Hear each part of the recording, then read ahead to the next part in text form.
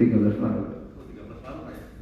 Dulu agamanya Islam ya Pak? Betul. Kerjaannya? Purnawirawan. Personalnya adalah Kejaksaan 3 nomor 42. Betul. Waktu Bambu, Jakarta Timur apa ya? Hari ini sehat. Sehat, alhamdulillah. Kenal. Ada keluarga? Sebangsa setanah air. Keluarga. Disimpan dulu ya Pak ya? Disimpan.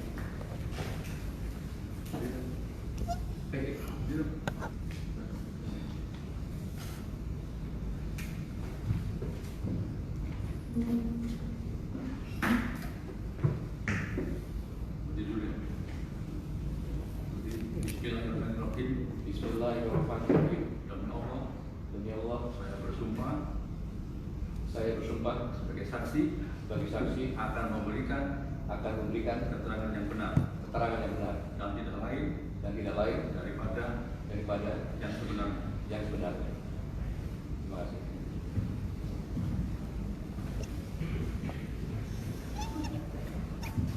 Sekarang saya balik dengan saksi ya Pak ya. Baik. Terima kasih. Nanti saya beri keterangan yang benar Pak, yang diberikan saja dialami sendiri. Dan oleh karena itu saya minta perjalanan sebagai terdakwa saya persilakan kepada proses terdakwa untuk bertanya.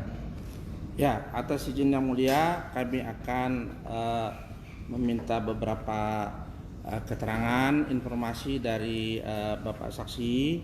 Jadi mohon maaf, Bapak terpaksa kami hadirkan karena harapan kami dengan keterangan Bapak bisa meringankan sekali untuk terdakwa Bapak Kiflan Zain. Untuk pertama, kami bertanya dulu, apakah saksi pernah bersama dengan terdakwa pada waktu masih aktif di TNI AD memiliki hubungan langsung sebagai atasan dan bawahan langsung? Jika iya, terangkan waktu dan tempatnya. Persilakan kepada saksi. Terima kasih. Tidak pernah. Tidak pernah ya. Kedua, kapan pertama kali saksi mengenal atau mengetahui terdakwa? Saya mengenal terdakwa kalau di lulusan akademi militer itu senior-seniornya saya tahu. Berdasarkan itu. Siap ya. Jadi saksi kalau menerangkan ke yang mulia, Baik, karena yang mulia yang bisa meringankan. Kalau saya hanya membela saja. Ya. Baik, karena ini pengalaman pertama saya. Siap. Ya. Jadi yang ketiga, setahu saksi, apakah pernah terdakwa memiliki catatan pelanggaran sumpah prajurit sewaktu jadi panglima maupun setelah jadi panglima? Terima kasih. Sepengetahuan saya dan keyakinan saya, terdakwa tidak pernah melanggar sumpah prajurit karena indikasinya bahwa terdakwa pensiun atau diberhentikan dengan hormat. Kemudian yang kedua, terdakwa memiliki bintang jasa yang mempunyai hak dimakamkan di Taman Makam Pahlawan. Terima kasih. Selanjutnya, ini bagi kami penting kami tanyakan berkaitan dengan sewaktu Bapak Saksi masih menjabat sebagai Panglima TNI ataupun sewaktu masih di TNI Angkatan Darat dan seterusnya, apakah pernah menerima laporan setelah intelijen atau kabar burung mengenai saksi mengenai terdakwa yang ingin melakukan pembunuhan, di mana pembunuhan itu katanya akan membunuh Pak Wiranto, Pak Luhut Bin Sarpanjaitan, Pak Budi Gunawan, Pak Goris Mere, dan Yunarto Wijaya. Sewaktu masih jadi panglima, karena bayangan kami kalau untuk membunuh itu kan jauh-jauh hari, bukan mendadak. Apakah pernah sewaktu menjadi panglima mendengar tersebut?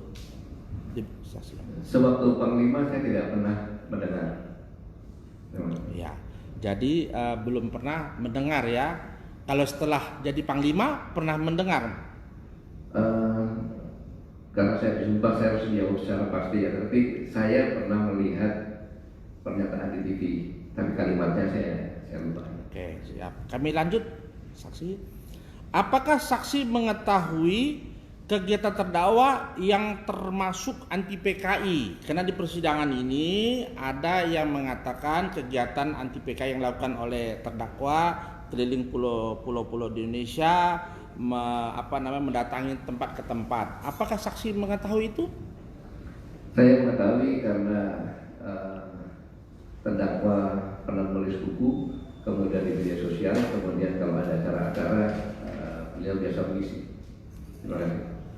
Nah, ini yang penting. Jadi kami juga tidak pernah tahu secara resmi mengenai kegiatan saksi ini, kegiatan terdakwa sewaktu di Filipina.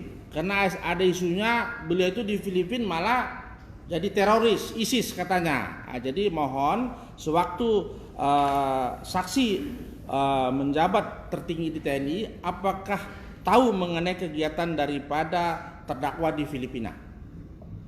Terima kasih Yang Mulia, mohon maaf ini penjelasannya agak panjang. Yang pertama kali saya memberikan penjelasan bahwa kita bersyukur bahwa kita di negara kesatuan Indonesia, negara kepulauan terbesar, panjangnya itu 1/8 dunia. Kita mempunyai 3 alur laut kepulauan Indonesia, di mana kita negara kepulauan terbesar di dunia dan satu-satunya di dunia yang mempunyai alur laut kepulauan Indonesia. Alur laut kepulauan Indonesia itu adalah tempat lorong yang membelah kepulauan Indonesia yang bisa dilewati oleh kapal-kapal apapun juga, baik kapal sipil maupun kapal militer, dengan bahasa lain lintas damai. Nah, inilah ke profesionalisme Angkatan Laut, bahwa selama ini Angkatan Laut bisa menjaga Nusantara dan bisa menjaga Angki 1, ada 2, Angki 3. Kenapa saya sampaikan demikian? Yang mempunyai kekhususan adalah Angki 1. Angki 1 ini adalah lintas damai terpadat di dunia. Sehari bisa 400 kapal. Kenapa saya katakan ini? Karena 3 Angki inilah nanti bisa menentukan kedaulatan negara itu utuh atau tidak. Mengapa demikian? Karena selama ini pernah terjadi perompakan. Tahunnya saya lupa, tetapi saya ingat kemarin kapalnya adalah Kolonel Laut Taufik Rahman, dan berhasil. Nah, ini menandakan bahwa sampai dengan saat ini tidak pernah lagi kita sama-sama mendengar ada perompakan dalam tersebut. Sehingga inilah profesionalisme TNI Angkatan Laut kelas dunia. Mengapa saya sampaikan seperti ini? Saya sedikit akan keluar. Di Somalia itu sekitar tahun 2011 sampai perompakan tiap saat ada, kemudian sampai ada resolusi PBB 1976 tahun 2011 yang diaklamasikan oleh ke-15 anggota Dewan Keamanan PBB secara aklamasi, yang isinya adalah menghimbau kepada negara-negara atau organisasi yang pernah terdampak dari perompakan untuk melakukan pengejaran atau penangkapan atau pengadilan. Jadi PBB meminta itu. Kedua, PBB juga mengatakan bahwa organisasi maupun kapal-kapal yang lewat di sana itu memberlakukan hukum perompak tersebut berdasarkan hukum negara masing-masing. Kemudian yang ketiga adalah menghimbau kepada kapal-kapal atau organisasi yang lewat menggunakan upaya semaksimal mungkin, termasuk mengizinkan kapal militer dan pesawat militer. Ini menandakan bahwa kedaulatan Somalia tidak ada. Itu saya katakan tadi, Angki 1, Angki 2 itu bisa dijaga Angkatan Laut sampai dengan saat ini. Oleh sebab itu ada gambaran waktu itu ada kapal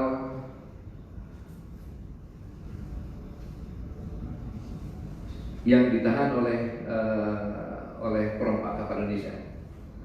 Nanti saya kalau izin saya sampaikan. Disitulah maka Presiden Republik Indonesia atau pemerintah Indonesia melaksanakan apa yang dikatakan oleh resolusi PBB, yaitu berusaha untuk menangkap perompak, membebaskan, bahkan menggunakan kapal perang pun bisa. Dan ini dilakukan 2011 dengan saya kalau tidak salah ini adalah Satgas Merah Putih. Satgas Merah Putih yang dipimpin oleh Kolonel Taikur Rahman lagi. Di dalam kapal ada pasukan khusus marinir, ada Pasca, ada Kopassus. Berangkat 2 frigate, berarti kapal perang frigate, kemudian 1 LPD Banjarmasin, kapal yang bisa buat banyak orang, kemudian ada Cruiser, bahkan ada helikopter. Kita ingat pada saat itu SBY ditanyain kayak orang umum aja, tidak jawab. Tetapi karena itulah tidak ada di negara manapun juga membeberkan operasi militer kepada publik. Kemudian kembali ke tanah air. Saya masih ingat di Kolil Lamil di sini Presiden SBY sendiri yang menjemput dan mengatakan kepada para perwira bintara Tamtama saya memberikan penghargaan yang sedikit tingginya. Mengapa demikian? Satu, operasi jauh di tanah air, yang kedua dengan jarak orang, yang tidak penuh dengan ketidakpastian, kemudian kritis dan perkembangan tentang intelijen berubah-ubah. Saya menjelaskan ini betapa pentingnya kedaulatan suatu negara. Kemudian pada 2016 medio Maret terjadilah perompakan kapal takbut Charles, di mana 10 pencuri ditahan. Saya dapat laporan dari Kepala Badan Intelijen Strategis tentang ini, kemudian saat melakukan Presiden, barulah media menyampaikan. Presiden Republik Indonesia memerintahkan kepada saya untuk melakukan negosiasi apapun yang dilakukan untuk membebaskan sandera. Sebagai Panglima TNI, saya hanya bisa menjawab siap kerjakan. Itulah yang dinamakan operasi intelijen strategis. Jadi operasi intelijen strategis, operasi yang langsung dipimpin oleh kepala negara. Permasalahannya adalah kejadian ini ada di laut dalamnya juga, seperti Ark Indonesia, tapi Filipina punya. Dan perampokan ini tidak begitu sering, hanya yang kena kapal-kapal Indonesia, sehingga PBB tidak mengeluarkan resolusi PBB. Dengan demikian itu masih wilayah dan pemerintah Filipina masih sanggup untuk mengatasinya. Dengan demikian maka karena perintah saya lakukan, tetapi tidak bisa saya mengirimkan prajurit-prajurit militer ke Filipina. Berdasarkan itu saya perintahkan Kepala Badan Intelijen Strategis yang pada saat itu Mayor Jenderal TNI Yaya Sudarja untuk menyeleksi biodata-data orang-orang yang bisa ditugaskan, tetapi bukan militer, purnawira boleh. Sehingga beberapa hari kemudian dia lapor kepada saya menemukan orang adalah Mayor Jenderal TNI Purnawirawan Kiflan Zain. Saya tanya kenapa kau pilih ini? Karena pada saat beliau berpangkat Brigjen Jabatan Kepala Staf Divisi Invasi 1 Kostrat, beliau pernah menjadi komandan pentingnya perdamaian antara Moro waktu dekat Transpartis dengan Filipina dan berhasil. Untuk itu saya katakan saya setuju dengan nama itu, silakan adakan pendekatan untuk bisa komunikasi. Saya ingat waktu itu tanggal 31 Maret 2016 Majen TNI Yaya Sudrajat minta izin dengan saya bersama-sama dengan Letjen TNI Safril Mahyudin, Dirjen TNI, dengan alasan sama-sama orang Padang. Maaf ini saya menyampaikan dari sama-sama orang Padang tidak mudah. Singkatnya berangkat ke sana menyampaikan maksud dan tujuannya, dan suatu hal yang mengharukan, maaf yang mulia, bahwa Majen Purnawirawan Kiflan Zain katakan di Nusantara bangsa saya siap. Dan jawabannya adalah sekarang pun saya siap, lapor ke Panglima TNI, saya akan berangkat ke sana untuk rakyat, bangsa dan negara. Singkatnya beliau berangkat ke sana, tentunya dengan koordinasi Angkatan Bersenjata Filipina, kemudian intelijen Filipina, dan atas pertahanan untuk melaksanakan militer Kementerian Luar Negeri, sehingga beliau singkat berhasil masuk dan bersama-sama dengan Nur Mosyari. Operasi sana adalah operasi intelijen sehingga tanpa administrasi, tanpa catatan, tanpa dokumentasi. Semua perintah hanya secara lisan dan bertanggung jawab kepada saya pribadi lewat Kepala Badan Intelijen Strategis. Operasi pembebasan tidak bisa saya beberkan operasinya, tetapi jelas harus dengan penekanan-penekanan. Pada saat itu Nur Mosyari sudah bukan lagi berseberangan, dengan pemerintah Filipina, bahkan dia adalah teman akrabnya Presiden Duterte. Dengan singkat, kemudian 10 ABK tersebut bisa dibebaskan. Sedangkan kalau yang mulia melihat saya hanya mendampingi Menteri Luar Negeri. Saya diperintahkan menyampaikan press release, saya bilang, Bapak, saya tidak kapasitas itu. Yang kapasitas dalam Menteri Luar Negeri, kita mau berdiri dampingi. Nah, tetapi masih ada lagi penculikan-penculikan. Kemudian saya dipanggil lagi ke Presiden. Karena saya kalau menghadap Presiden pasti saya buat rekam-rekam. Dari pagi lagi Presiden, bahwa Panglima bagaimana upayakan supaya tidak ada lagi penculikan. Siap, saya laksanakan, Pak. Singkat kata saya tidak bisa menjelaskan ini operasinya, tetapi Pak Kiflan dari sana, kalau dilihat di Tiwan ada beliau memakai senjata dinamakan ini, bersama-sama dengan pasukan non-Muslim, dan yang mulia mungkin monitor di TV, tidak ada lagi penculikan beberapa kali itu sampai dengan saya pensiun.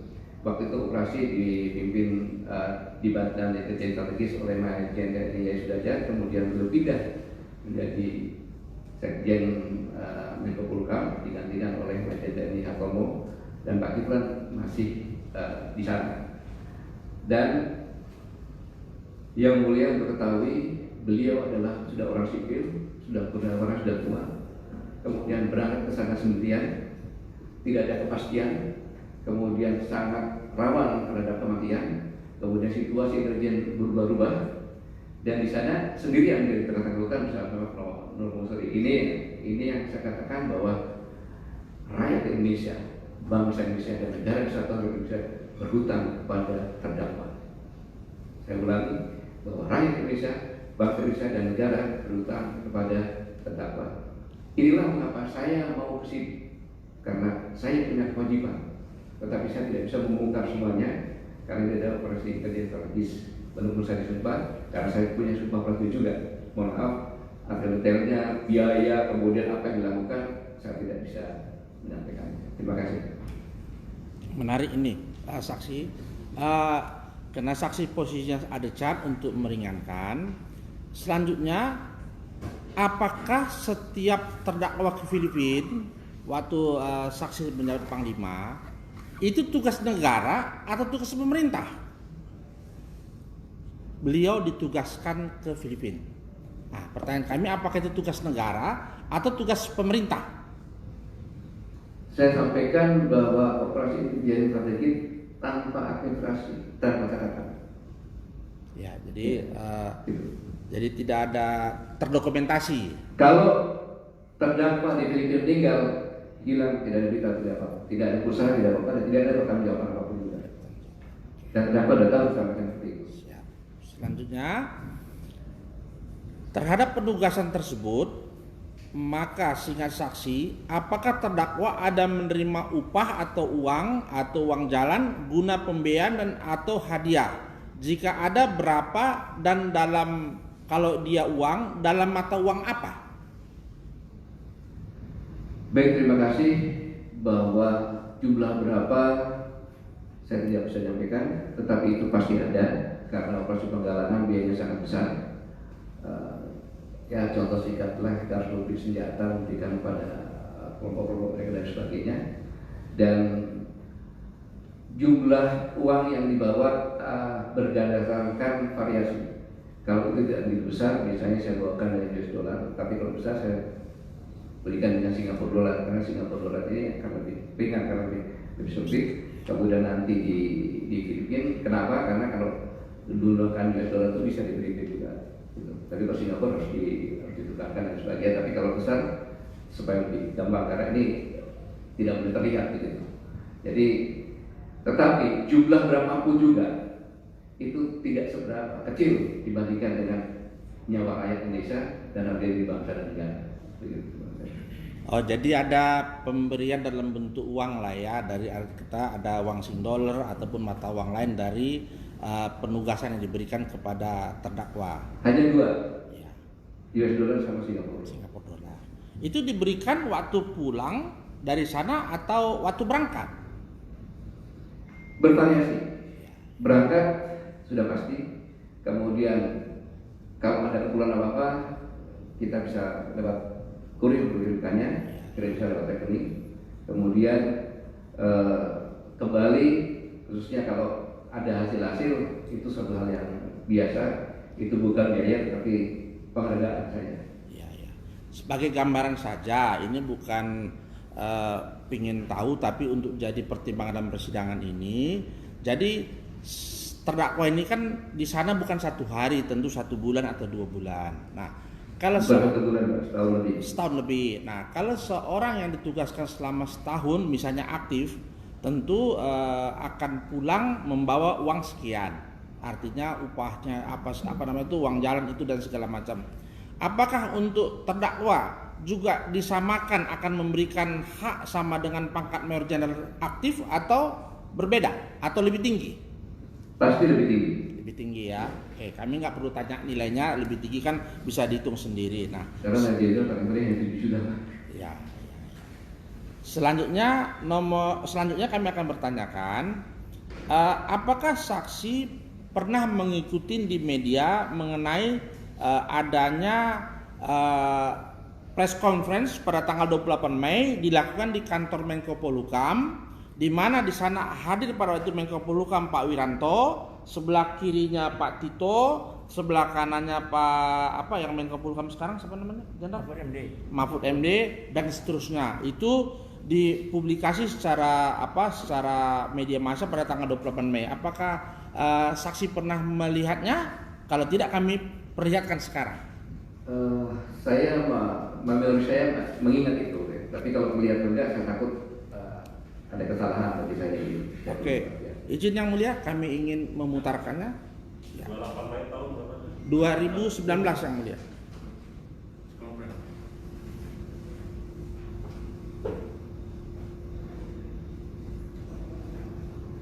Di depan yang mulia.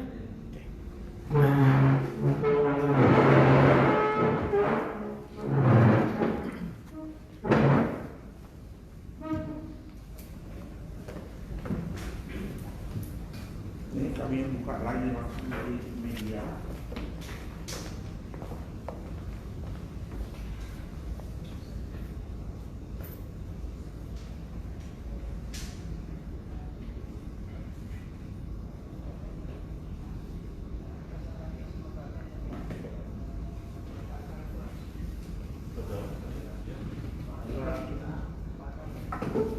Kalau benar kami tidak akan diponis, nggak enggak,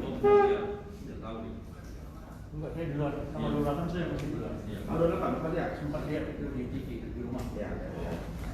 Ini yang kami.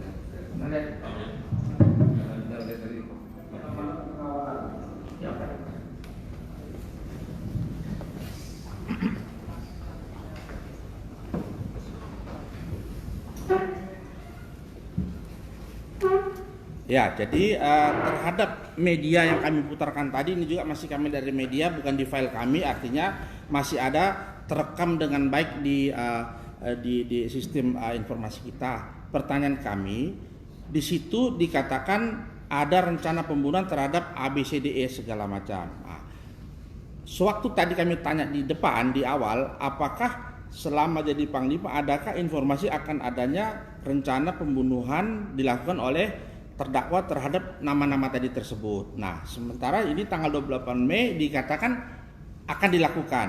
Nah, pertanyaan kami di sini, apakah terhadap tokoh-tokoh nasional, kalau memang ada rencana pembunuhan, itu tidak dilakukan proteksi ataupun perlindungan secara khusus oleh TNI? Itu pertama. Kedua, apakah seperti seorang terdakwa ini yang tadi saksi katakan pernah menugaskan yang lebih penting, mempunyai karakter seperti ini di catatan militer lah atau apa segala. Dua pertanyaan kami, mohon saksi Adecap menerangkan. Baik, terima kasih. Saya teringat saya mendapatkan komunikasi pers tersebut, saya tertawa karena seorang terdakwa, seorang mantan kepala staf divisi 1 Kostrat dan kepala staf Kostrat itu tahu persis bahwa setingkat Menko Polhukam itu dikawal oleh, kalau tidak Kopassus, Kostrat atau gabungan DJK di pasukan khusus. Demikian juga Kabin, demikian juga tingkat Menko Kemaritiman mantan di Kopassus, pasti juga Kopassus di sana. Sekarang juga pasti ada yang terungkap dia bohong gitu. Nah kemudian Rosemary mantan dan Satuan Khusus Kepolisian itu ada semacam etika, mantan komandan-komandannya pasti dikawal karena kebijakan Densus 86 pasti Densus 86 pasti berkaitan dengan teroris sangat berbahaya kan, bahkan dia pasti dikawal. Nah yang satu lagi saya nggak tahu siapa. Kabin juga dikawal oleh pasukan-pasukan khusus yang sudah cukup senior karena Sandi Yuda dan sebagainya itu. Yang kedua, yang saya tertarik itu untuk apa terdakwa membunuh? Untuk apa terdakwa membunuh? Karena saya juga seorang mantan tentara, tidak mungkin saya membunuh orang kalau bukan masalah ideologi. Kalau masalah ideologi saya tidak tahu bisa membunuh, jujur aja. Tapi kalau bukan ideologi, 1000 kali saya berpikir. Karena kita ini kan udah tua-tua kan, udah dekat pulang gitu. Jadi membunuh itu adalah yang bisa cabut nyawa itu hanya harus pada modal seperti itu. Dan kemudian dengan apa membunuh? Dengan apa? Kalau menurut saya yang paling logis dengan sniper pun sniper yang modern yang di atas jarak 500 meter atau dengan bom bunuh diri paling. Kalau dengan kira-kira 20 orang aja belum tentu bisa. Memang kejadian yang di perusahaan Menko Polhukam itu kan adalah, saya yakin itu mungkin ada diskresi beliau jalan begini akhirnya yang mendekat dengan masyarakat. Tapi kalau secara utuh, karena itu adalah pejabat negara, pasti di dalam kita ada apa-apa, pemerintahnya yang malu tidak bisa begitu. Jadi saya simpulkan suatu hal yang makanya saya bilang ketawa, suatu hal yang tidak mungkin, dan kalau diketahui itu pasti ada rentetannya, pasti ada rentetannya. Tidak mungkin seorang diri, saya katakan 20 aja bisa mikir-mikir dengan senjata otomatis mikir-mikir untuk melakukan seperti itu. Karena saya tahu kualitas pengawal yang ditunjuk untuk Menko Polhukam, untuk Pak Rosemary, kemudian untuk Kabin, kemudian dari 181 atau Pak Satuan Khusus pasti juga mengawal lalu Panjaitan. Jadi mereka orang-orang yang sudah teruji dan memang spesialis. Jadi kalau untuk melakukan itu sangat pasti akan kelihatan. Kalau tidak kelihatan ya itu jadi yang sangat memalukan. Itu yang bisa saya sampaikan. Jadi pemberitaan tanggal 28 Mei itu artinya setelah kami putarkan saksi, jadi ingat ada berita itu. Di situ dikatakan ada rencana pembunuhan ABCD. Apakah saksi juga mengikuti? Tapi kami tidak buang waktu saja. Tanggal 29 langsung ada penangkapan yang dilakukan kepada terdakwa. Nah, sebagai saksi pernah menjadi pejabat tertinggi negara ini, apakah suatu campaign itu yang dilanjutkan dengan suatu peristiwa penangkapan seseorang itu berkaitan atau tidak biasanya? Maksudnya hari ini 28 dibilang ada rencana pembunuhan, nanti tokohnya ini, baru besoknya ditangkap. Nah, apakah itu ada suatu proses apa kira-kira? Kalau kami bilang rejim atau pemerintah, apakah memang seperti itu terhadap warga negaranya? Saya pikir tergantung situasi.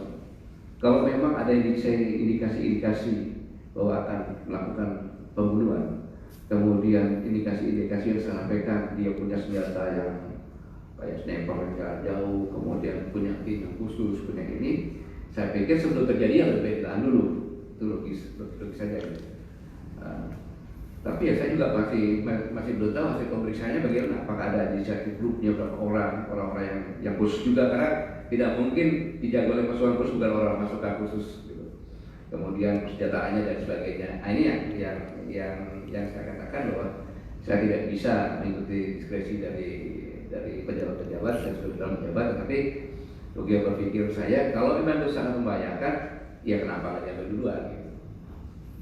Ya, melanjutkan rencana pembunuhan tadi. Di hadapan saksi ada 5 pucuk senjata ini. Jadi ada yang satu, sana kedua, belakangnya ketiga, ini 4 ya? 4 apa 5? 5 harusnya ya? 5. Satu lagi mana? 1, 2, 3, 4. 5. Oh, satu lagi. Oh, 5 ya, 5. Ada 5 senjata. Jadi di hadapan 1, 2, 3, 4. 4 apa 5 senjata? 4 ya? Ada 4 senjata. Ya. Di dalam persidangan sudah dikatakan yang paling sebelah sana, sebelah kiri daripada saksi adalah Meyer. Sebelahnya lagi yang agak besar ini namanya revolver.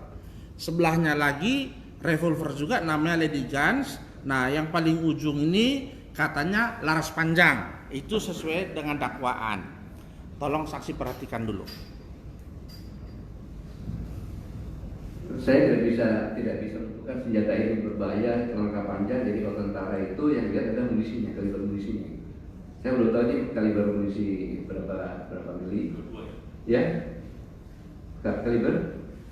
Kalau sesuai dengan dakwaan kaliber 22 yang paling kanan, yang itu lah kaliber 22 yang Lady Gun 22 yang ini dengan itu 38 yang hitam besar, yang paling ujung 22. Terus pertanyaannya apa ini? Jadi inilah senjata-senjata yang diadakan katanya untuk membunuh tokoh-tokoh tadi. Nah, yang kami belum tanya ke sana, kami tanya dulu kepada saksi sesuai dengan pengalaman dan pemahaman senjata. Apakah senjata-senjata tersebut adalah memang milik TNI Polri atau bukan? Kalau yang revolver ini kemungkinan ya, saya nggak tahu mereknya apa, tapi biasa dipakai oleh kepolisian. Yang besar ya? Kalau yang ini tidak ada, karena begini, TNI itu berperan dengan persenjataan jarak jauh maupun jarak dekat yang meyakinkan mematikan. Tapi kalau kaliber 22 ini, berdasarkan pengetahuan yang saya tahu, jarak efektifnya dia hanya 10 meter. Jarak efektif hanya 10 meter. Jarak efektif jarak yang mematikan, dan kalau kita nembak kena. Di luar itu dia bisa kena angin, bisa kena apa, itu kaliber 22. Tapi kalau kaliber yang 9 sih tidak ada 9, itu 25 meter. Jadi kalau ini memang ini laras panjang, tapi saya pikir ini hanya untuk apa? Mungkin itu untuk burung, atau apa dengan menggunakan. Tapi kalau kaliber 22 itu saya pastikan jarak efektif hanya 10 meter. Ya. Jadi sesuai dengan pengalaman dan jabatan, jadi senjata itu tidak pernah dikenal di dalam TNI ya. Kalaupun ada mungkin di Polri yang salah satu yang agak besar itu ya, revolver yang pertama. Nah, di sini saksi yang kami ingin tanyakan juga, yang sebelah kiri itu katanya Meyer. Apakah kalau dibilang Meyer, saksi pernah lihat itu Meyer seperti itu? Karena di TNI senjata seperti ini tidak ada ini. Tidak ada, paling kalibernya 22. Ya. Jadi di TNI tidak ada ya? Jadi di mungkin, tapi secara organik TNI. Apakah ya, si izin yang mulia, apakah saksi berkenan untuk melihat yang Meyer? Kira-kira, bukan kira-kira, saksi bisa memberikan pengetahuannya ini memang buatan Jerman atau buatan Indonesia atau rakitan atau apa kira-kira? Bukan kira-kira, sepengetahuan saksi. Kalau dia bisa bongkar dalam, dia bisa mengetahui benar atau tidak. Dilihat aja, Pak. Dilihat. Izin? Bisa. Dilihat aja.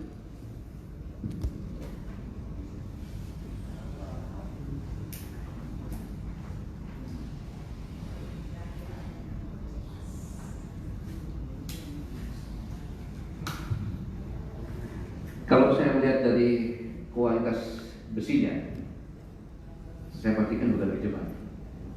Karena Jerman terkenal kalau membuat senjata itu keunggulan besinya. Ini agak ringan menurut untuk menembak agak rawan gitu. Itu yang saya tahu. Tapi yang mungkin buatan Jerman yang KW sekian bisa saja. Tapi kalau itu yang pengetahuan saya. Terima kasih. Ya. Selanjutnya satu lagi yang laras panjang, kalau saksi berkenan, apakah izin yang mulia juga, apakah ini memang senjata atau mainan?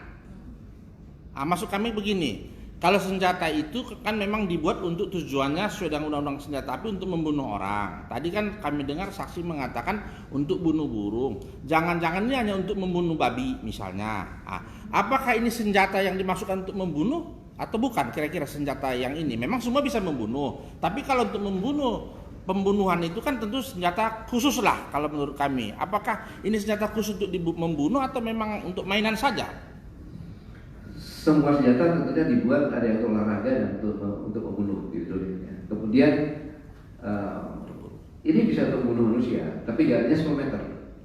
Jaraknya 10 meter, tergantung perkenaannya. Contohnya kita kena di kening ya, langsung ya, dari tempat-tempat rawan saja ya. Tapi ya di luar 10 meter mungkin dia tidak bisa nembus tulang karena jarak efektifnya hanya 10 meter. Yang kalau ini benar kaliber 22. Gitu. Kemudian makanya saya bilang ini untuk burung atau saya. Jadi kalau burung karena dia lebih lemah sehingga dia bisa lebih mungkin 15 meter masih bisa kena gitu. Kalau babi pun kalau 22 itu harus benar-benar jarak dekat, baru itu pun harus kejar dulu biasanya, berpegang lebih dekat. Tapi saya katakan bahwa saya tidak bisa membedakan bunuh atau tidak, tergantung saja. Tapi ini adalah kalau saya melihat ini adalah semacam modifikasi dari mana kaliber 22 pasti dimodifikasi karena 22 itu hanya untuk senjata pistol dengan senjata kayak bel kecil gitu. Itu yang bisa saya sampaikan. Ya, jadi modifikasi ya senjata yang laras panjang. Selanjutnya ini mumpung karena kami kesulitan kalau mencari ahli juga nggak ada duit, jadi mumpung ahli di sini, saksi di sini. Kalau masalah peluru juga kan artinya sejak taruna sudah makanan, artinya sudah paham. Kami ingin mempertunjukkan peluru kaliber 22, izin yang mulia, untuk meminta kepada saksi sesuai dengan pengalamannya. Ini senjata pelurunya CAD atau peluru-peluruan begitu. Izin yang mulia. Oke.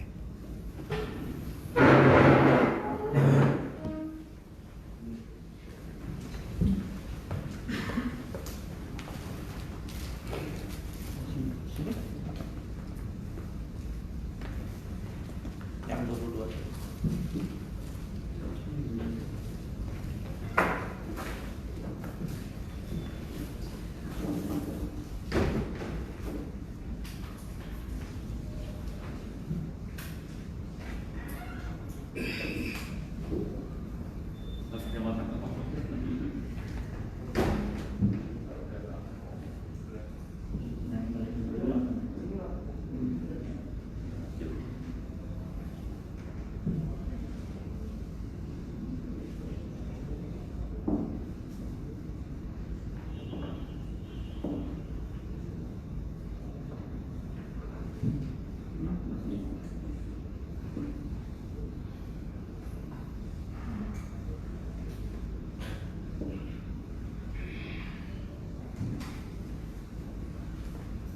Saja masih dipertimbangkan atau tidak ya, karena peluru itu kalau yang bukan ujung ini berarti perlu dimanfaatkan.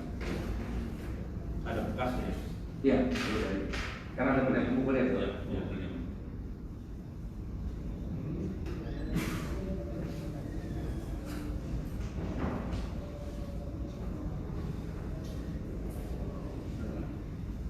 Hanya dalam penglihatan saja ada yang masih saya dengarkan, ada tidak. Tapi hanya ini semuanya kan dicuri artinya bahkan saya tidak pastikan, tapi ada yang sudah pernah ditembakkan karena luka, ada yang belum ditembakkan. Ya.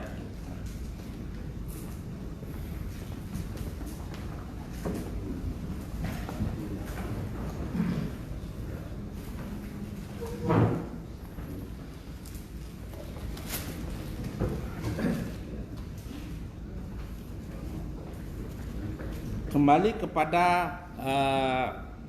karena dalam persidangan ini dianggap terdakwa ini ada memberikan uang sing $15.000 kepada seseorang.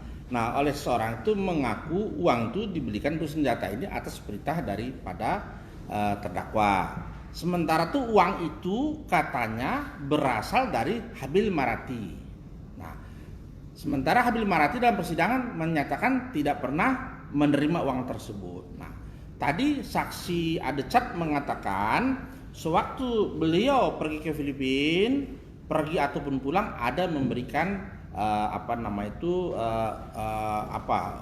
imbalan dalam sing dolar maupun dalam mata uang yang lain. Pertanyaan kami terhadap sing dolar yang diberikan tersebut, apakah pernah tujuannya untuk digunakan membeli senjata ini?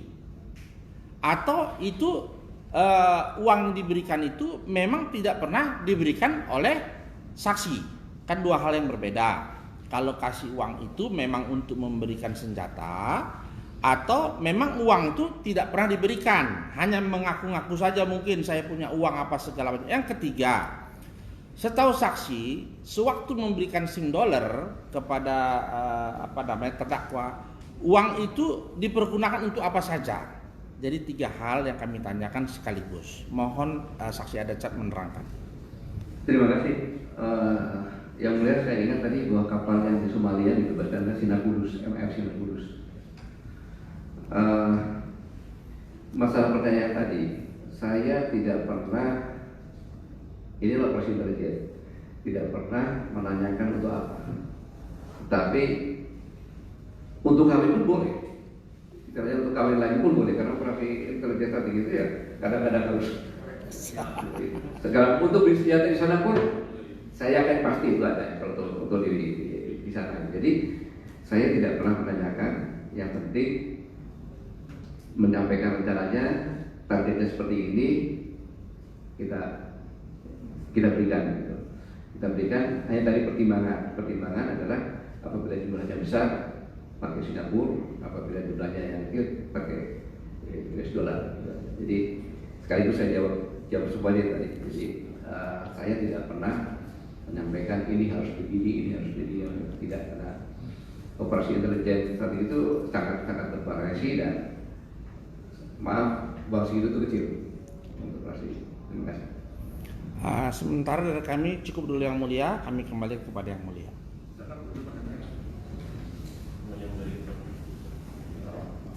Terima kasih. Terima kasih juga atas kehadiran Bapak dalam persidangan ini. Mohon izin sebelumnya saya memanggil saksi saya. Saudara saksi ya, sepengetahuan saudara sebagai tentara, tentunya pada dirinya itu meletakkan fungsi intelijen. Saya maksudnya? Ya, setiap tentara, apakah pada dirinya itu melekat fungsi intelijen? Tidak. Fungsi pengamanan harus semuanya melekat, tapi fungsi intelijen hanya orang-orang tertentu saja. Tentu saja. Terkait khususnya untuk Pak Kiflan Jen ini, apakah juga melekat pada waktu aktif maupun setelah tidak aktif, melekat juga fungsi intelijennya? Sudah pasti, karena beliau pernah melakukan misi intelijen sebagai satuan tugas perdamaian di Filipina antara waktu itu Moro masih dianggap praktis dengan Pemerintah Filipina.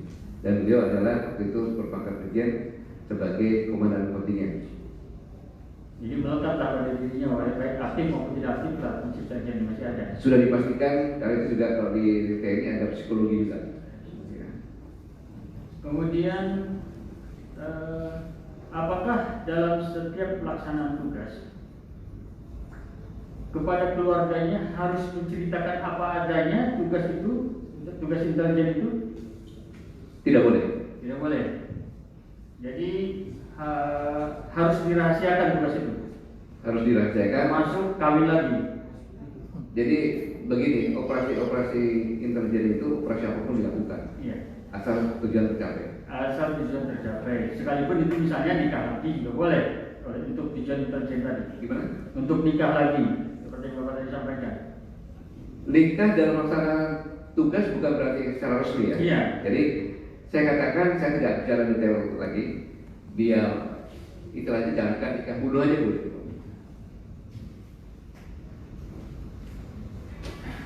Apakah saudara pada saat Pak Kiflan Jen ini melakukan hubungan dengan orang-orang sempat dilapori juga oleh Pak Kiflan Jen? Misalnya bertemu dengan Iwan, kemudian terdakwa Iwan ataupun terdakwa Tajudin ataupun terdakwa Azrami, apakah sempat dilaporkan? Saya tidak pernah. Kenal. Cukup yang mulia. Cukup ya. Mulia. Baiklah saksi. Yang mulia. Nanti kita nanti. Mau tanya? Hakimnya. Silakan. Ya, sudah dulu Bapak. Nanti saya belakangan aja. Enggak, yang mulia dulu, yang mulia dulu. Kita dulu ya. Baiklah. Jelas saksi ya. Ini saya tanyakan antara terdakwa dengan saksi senior mana rentangnya, tugasnya. Senior antara terdakwa dengan saksi. Di atas saya 11 tahun. 11 tahun. Pada waktu beliau menjabat Pangkostrat, saksi mengenal. Kaskostrat, Waktu menjabat kepala staf ya Pak ya. Jadi, Pak. kepala staf saya waktu itu kalau tidak salah saya bertugas di Maroke, masih komandan kodim. Secara kedinasan pernah dekat enggak? Misalkan saya tahu pribadinya Pak Kiflan. Tidak pernah. Tidak pernah ya. Tidak pernah. Nah, tapi pada waktu mau operasi intelijen ke Filipina dalam tahun 2016 itu memang ada ABK Indonesia yang dijual dari Sulawesi kan soalnya itu memang kan Bapak kan tahu kan jago-jagonya itu jadi Indonesia ini ya. Nah, kemudian dari Kabakis memilih Pak Kiflan Jen. Dasar pertimbangannya apakah pasti disampaikan kepada saksi satu panggilan Seperti yang saya sampaikan tadi bahwa begitu saya mendapat perintah dari Presiden, saya panggil Tabais, kemudian saya jelaskan permasalahannya, kita tidak bisa mengirimkan pasukan ke sana, maka cari orang-orang yang bisa jadikan agen di sana, bisa sipil, bisa tentara, tapi harus sudah mulai berapa. Setelah sekian hari, KBS lapor kepada saya bahwa pilihannya kepada terdakwa. Mengapa terdakwa? Karena latar belakangnya terdakwa pernah menjadi komandan kontingen, mendamaikan antara MM dengan pemerintah Filipina, dan itu berhasil, sehingga masih punya akses ke sana. Itulah kata. Jadi itu pilihan Pak ya, ada dasarnya ya kan. Ini kan kita sudah purna waktu itu. Sudah pernah. Sudah purna kan tidak sembarangan orang memilih ya. Ini bisa diandalkan, ini tidak akan jadi pilihannya ke terdakwa. Waktu itu berhasil ya Pak ya, membebaskan Sandera ya. Iya, berhasil Tanpa operasi militer. tanpa operasi militer. Ya. Itulah. Nah, selain itu Pak ada yang Bapak ketahui misalkan prestasi ataupun dari terdakwa. Selain tadi operasi militer di Filipina, ada lagi nggak prestasi dari para terdakwa? Yang Bapak ketahui? Sepengetahuan saya, beliau pernah beroperasi di Papua juga. Papua. Di Papua juga. Jadi pada saat mungkin Berarti seperti itu bukan? Papua, kemudian saya tidak perlu monitor karena jauh di atas saya. Tapi yang jelas saya hanya monitor yang pasti beliau pernah menjadi komandan kontingen, itu yang berarti latar belakang untuk menuju terdakwa. Kemudian yang berkaitan dengan perkara ini Pak, ini kan sebetulnya berkaitan dengan tadi sudah disebutkan dari di situ tadi di dalam itu, jadi dikatakan kan ada akan melakukan pembunuhan. Tadi Bapak katakan saya dalam hati tertawa, hal ini kan tidak benar. Tadi kan Bapak ini saya tertawakan ini hal yang mustahil kan gitu. Nah, asumsi Bapak apa yang bisa diterangkan ya? Kalau ini betul-betul kita akan membumbukan. Bapak jadi punya satu saya tertawa ini. Asumsinya apa Pak? Namanya. Satu asumsinya saya tertawa ada permasalahan apa antara Pak Kiflan dengan Pak Wiranto, dengan Pak Bu, dengan Kabin, dengan Boris Nore, sehingga harus mengambil risiko untuk membunuh 4 tokoh ini gitu. Itu yang pertama. Yang kedua, dengan apa takutannya gitu? Karena saya tahu persis bahwa saya kan Panglima TNI waktu itu. Siapa yang mengawal ini, siapa yang mengawal ini, maka saya harus memilih orang-orang yang benar-benar yang punya pengalaman dan orang yang khusus gitu. Karena kepercayaan TNI di situ, operasi TNI juga gitu. Kalau boleh tahu Pak, untuk Pak Wiranto itu kan itu lulusan. Itu yang mengawal berapa Pak? Yang mengawal secara pasti, yang siap untuk mati untuk Pak Wiranto itu berapa? Bisa nggak disebut jumlahnya? Maaf Pak, saya tidak bisa menyampaikan jumlahnya Pak. Saya Pemain kuliah. Kan tadi melihat tadi disampaikan apa akan melakukan pembunuhan bahkan diberikan 3 angka. Ini tidak tertawa Bapak ini pengamannya kan begini. Iya. Itu kan bisa membayangkan kalau betul-betul kan tidak bisa. Baik, saya berikan penjelasan sedikit Pak. Jadi pengawalan itu ada yang terbuka dan tertutup. Yang terbuka dan tertutup. Yang terbuka itu dia bisa berangkat duluan mau ke sana gitu. Yang tertutup juga sama-sama juga. Ada yang kayak tentara itu pakai tentara, ada yang pakai preman gitu. Nah kemudian dalam perjalanan pun sama gitu. Belakang ada, depan ada. Bahkan tempat-tempat kostum itu juga ada dari satuan-satuan yang mengamankan. Jadi bukan hanya yang melekat saja. Jadi satuan-satuan yang akan dilewati pun pria punya tanggung jawab untuk mengamankan juga. Jadi itu yang saya katakan. Jadi satu wilayah pasti akan monitor gitu. Yang mau ditampilkan juga mantan Panglima TNI juga, ya kayak Pak Luhut, Pak Wiranto dan mantan Panglima TNI boleh kan punya pengatam gitu Pak. Beda saksi ya. Sudah saya tahu secara pribadi pernah mendengar nggak misalkan perseteruan antara tadi yang disebutnya kajian terkait dengan terdakwa? Pernah mendengar atau tahu? Kalau persetujuan ya mungkin berseberangan politik saja karena Pak Wiranto di pihak pemerintah mungkin dikenal Pak Kiflan dan tanda kutip memberikan kritik-kritik yang saya tahu itu aja gitu. Jadi kalau makanya saya bertanya itu latar belakangnya ada apa? Pilihan dalam pilpres ya Pak, ya nomor lain itu apa tidak. Baiklah, yang terakhir dari saya secara pribadi tadi Bapak tidak pernah mengenal Pak Kiflan ya Pak ya. Secara pribadi tidak pernah dekat dengan Pak Kiflan itu secara tugas dulu untuk Bapak tugas di TNI. Sama sekali tidak pernah saya dekat dengan Pak Kiflan pada saat operasi menjelang operasi Filipina dan selama operasi Filipina. Cuma kemarin pada waktu seperti yang rame-rame itulah kita datanya yang mana blok A, mana blok B dan situ data tadi yang Bapak sebutkan tadi. Ya betul. Sebetulnya saya bukan di blok kemana-mana. Kami sedikit nambahi. Kami ingin tahu tanggapan apa dengan persidangan ini yang tadi telah disampaikan oleh saksi. Menurut saksi gimana? Tanggapan seluruhnya, kesimpulannya. Kesimpulan dari saya semuanya, saya tidak bisa menyimpulkan secara keseluruhannya. Saya tidak boleh beropini dalam pengadilan ini karena ini kewenangan yang mulia semuanya. Saya hanya mengatakan bahwa berdasarkan pasal 2 ayat 1 Undang-Undang Nomor 48 tahun 2009 bahwa kekuasaan kehakiman, bahwa peradilan adalah untuk mewujudkan keadilan atas ketuhanan yang Maha Esa. Saya punya keyakinan di forum yang mulia ini akan mengambil keputusan dengan profesional, dengan hati nurani, dengan fakta-fakta hukum yang benar. Kemudian saya tidak percaya bahwa ada siapapun yang bisa mempengaruhi, karena berdasarkan undang-undang tersebut, menurut persepsi saya pribadi, kalau ada orang ataupun sama juga mempengaruhi dan diikuti, maka hakim tidak percaya ada Tuhan Yang Maha Esa, karena menganggapnya mempengaruhi Tuhan.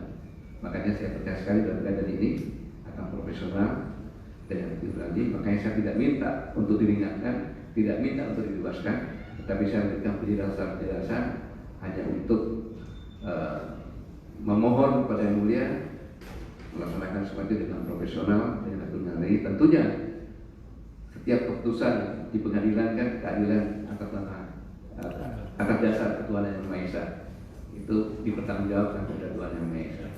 Saya pikir itu yang bisa saya sampaikan. Terima kasih. Terima kasih.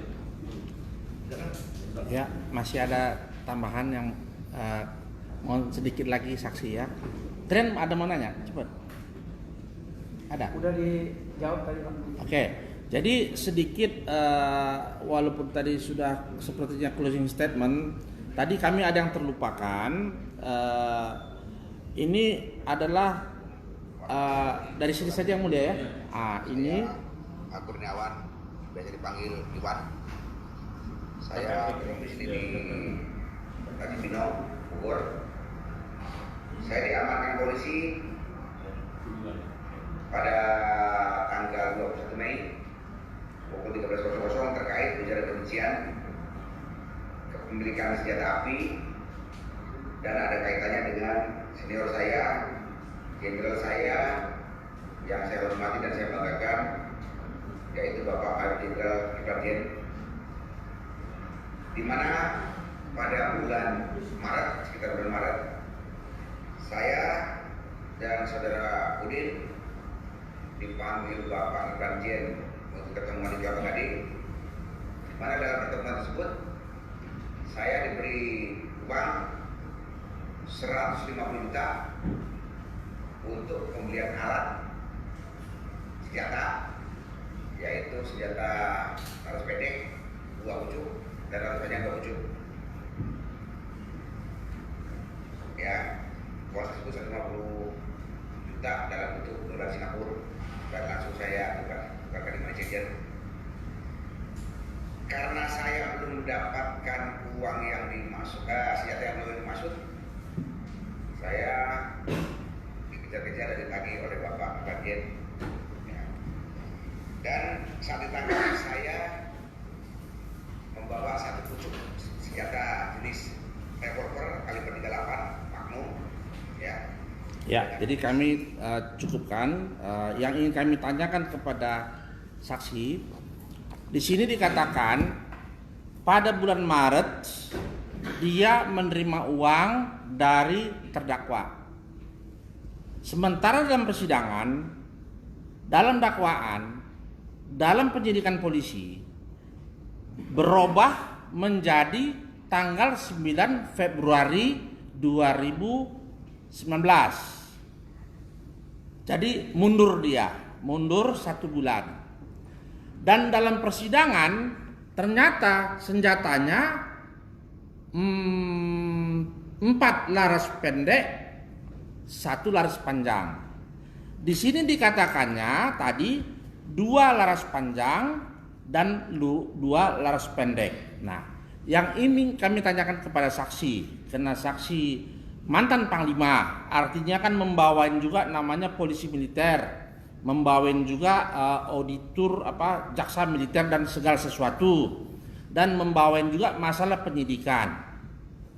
Pertanyaan kami, dengan pernyataan yang tadi disampaikan kepada publik pada tanggal 11 Juni 2019, artinya terdakwa sudah berada dalam tahanan. Ternyata di dalam persidangan sekarang seperti kami katakan. Nah, sepengetahuan saksi, apakah boleh suatu negara atau suatu pemerintah atau suatu rejim merubah-rubah keadaan yang sebenarnya menjadi keadaan yang tidak sebenarnya? Itu dulu pertanyaan kami. Saya tidak bisa menjawab ini, tapi sebelumnya begini. Kalau seorang terdakwa dia menyuruh orang membeli kepada satu tadi Iwan atau siapapun juga, maaf yang mulia, bahwa pada saat operasi, kita ingat peristiwa Marawi teroris di Filipina, saya mendapat tugas untuk melaksanakan operasi penyekatan yang sampai para teroris itu ke sini sepanjang pantai.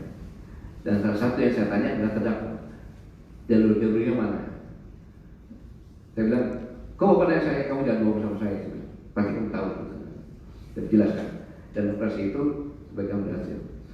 Kalau membeli senjata terlalu mahal, tinggal ambil aja di Filipina, lewat jalur tikus masuk, sangat mudah dan senjatanya sangat-sangat modern. Logika berpikir seperti itu. Kalau dikatakan tadi rejimnya lama, tapi begini, saya tidak akan mempengaruhi. Saya yakin yang mulia menyimak ini semuanya, fakta-fakta ini semuanya. Kemudian kalau tuh ada kejanggalan berdasarkan fakta-fakta, saya tidak akan mempengaruhi. Tapi saya di sini sebagai saksi yang tidak boleh beropini. Jadi apabila bertanya kepada saya hal-hal yang saya tahu persis, karena saya ini kan di atas sumpah. Jadi ini yang bisa saya sampaikan. Mohon maaf kalau tidak sesuai dengan keinginan. Tapi itu semuanya sudah secara logika saja. Kalau namanya menyampaikan begini, besoknya begini, zaman sekarang itu sudah hal yang biasa didengar oleh kita semuanya. Tapi di persidangan inilah semuanya bisa dilakukan. Saya pikir itu bisa saya sampaikan. Mohon maaf tidak bisa menjawab. Yang terakhir yang mulia, jadi terdakwa ini dituduhkan adalah undang-undang mengenai senjata api pasal 1. Itu panjang, barang siapa memasukkan ke Indonesia, membuat dan seterusnya.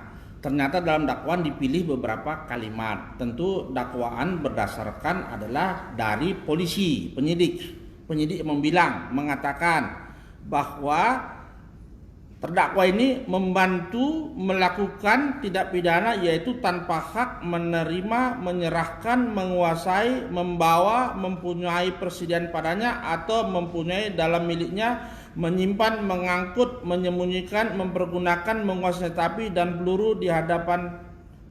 Itu satu. Dua dakwaan keduanya berbeda. Sebagai orang yang melakukan atau turut melakukan perbuatan tidak pidana, yaitu tanpa hak menerima, menyerahkan, menguasai, menyimpan, mengangkut, menyembunyikan, mempergunakan senjata api dan peluru. Itu yang dituduhkan. Artinya undang-undang ini kan semua orang tahu artinya, apalagi di dunia hukum. Dari pertanyaan kami tadi, apakah saksi ada melihat bahwa senjata ini pernah diterima, pernah digunakan dan seterusnya oleh terdakwa? Itu pertanyaan kami. Saya melihat ini ya baru sekarang aja di sini. Sekali lagi disampaikan bahwa ini saya buka saja yang mulia. Setiap prajurit-prajurit yang pernah melaksanakan operasi Yuda seharusnya dia punya senjata. Saya ulangi, setiap prajurit-prajurit yang pernah melaksanakan operasi Yuda pasti dia punya senjata. Entah dari mana sekarang, pasti. Kenapa? Karena tugas dia adalah di belakang garis musuh. Jadi kalau kita perang di depan, dia di belakang garis musuh dan bertugas untuk memperbesar kekuatannya dia. Jadi dia harus memperbesar, menyiapkan senjatanya, yang orangnya mengadakan perlawanan. Itulah operasi-operasi Sandi Yuda. Jadi kalau senjata kayak gini ya, saya pun nggak berani belakangnya. Jadi sebenarnya tidak masuk dalam logika saya, karena terdakwa pernah melaksanakan operasi di Filipina, di TV juga lihat dia membawa senjata yang modern, kemudian mau masuk dari Filipina banyak sekali jalur-jalur tikus, lewat Kalimantan bisa, lewat Sulawesi bisa, lewat Sanggau kalau bisa, lewat Martini. Itu kalau dilakukan, logika berpikir saya seperti itu, gitu. Ya, bisa apa lanjutkan?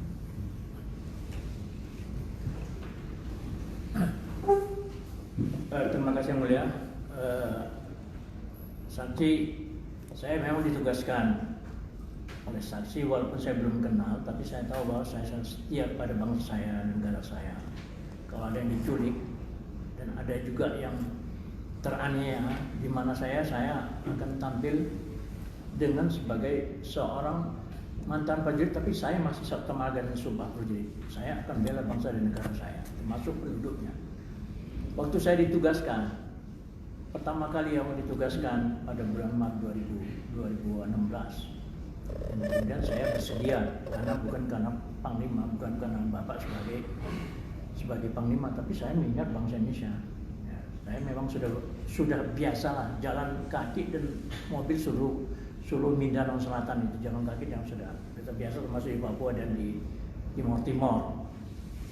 Jadi saya hafal pulau-pulau yang di sana, saya hafal karena saya dengan misuari waktu perdamaian saya keliling itu naik speedboat yang ke mana-mana pangkalan-pangkalan misuari maupun pangkalan-pangkalan tentara Filipina maupun pemberontak MAJ. Saya hafal luar kepala dan saya banyak teman di sana. Jadi saya bersedia waktu itu. Kemudian bukan itu saja, kan penculikan berkali-kali. Saya ditugaskan 2016, saya masih di sana. Pulang pergi saya dan masih di sana sampai 2017.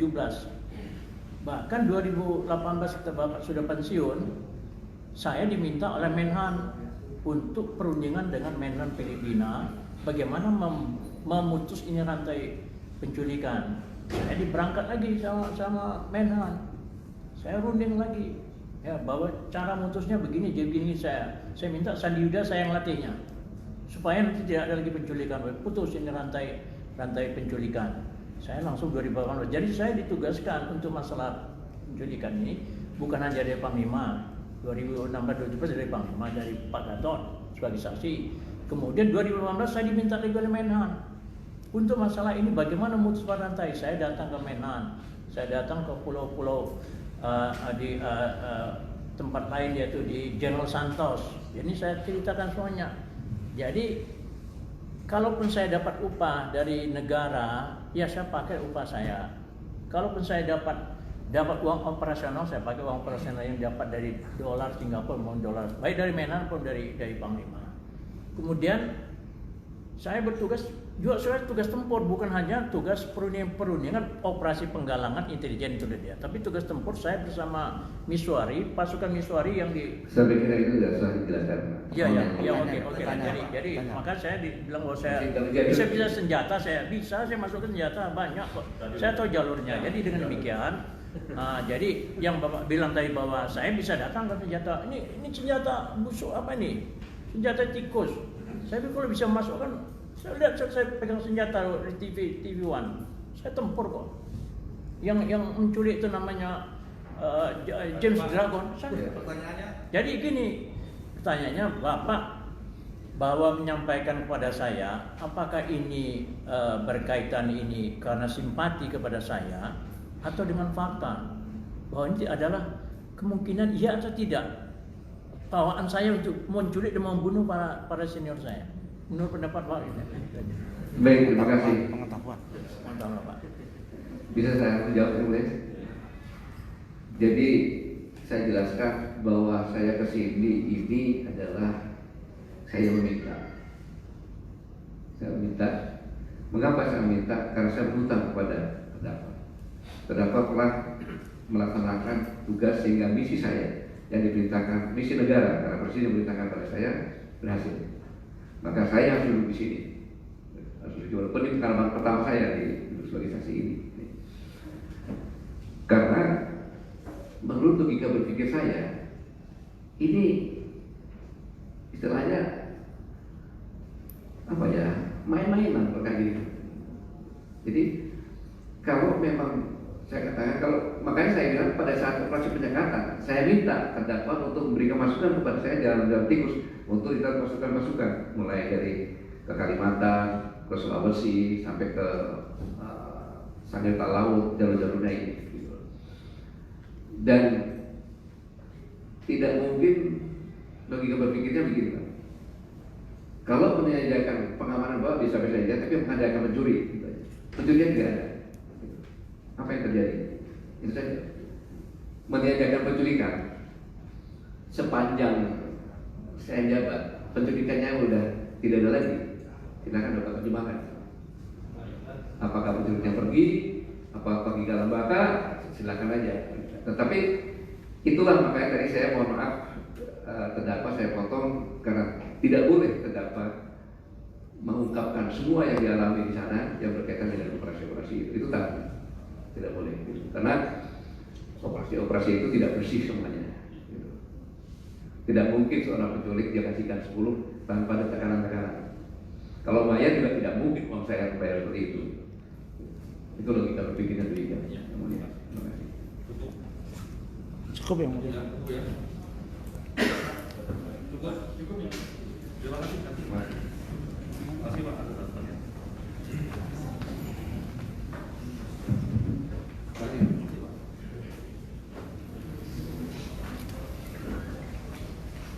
Ayo. Bapak sih.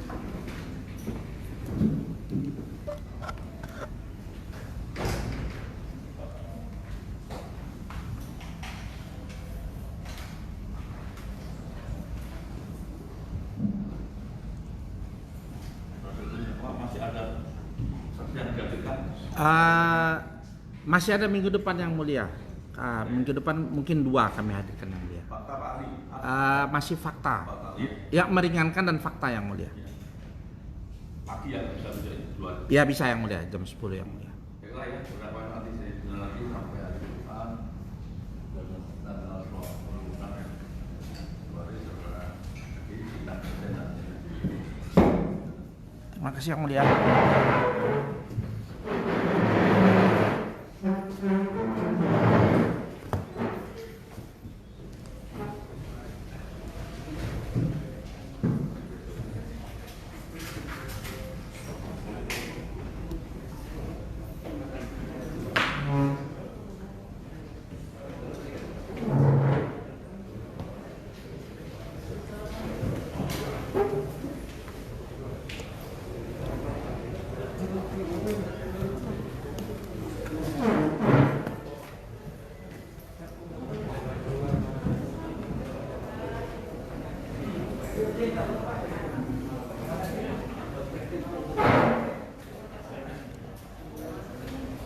Siapa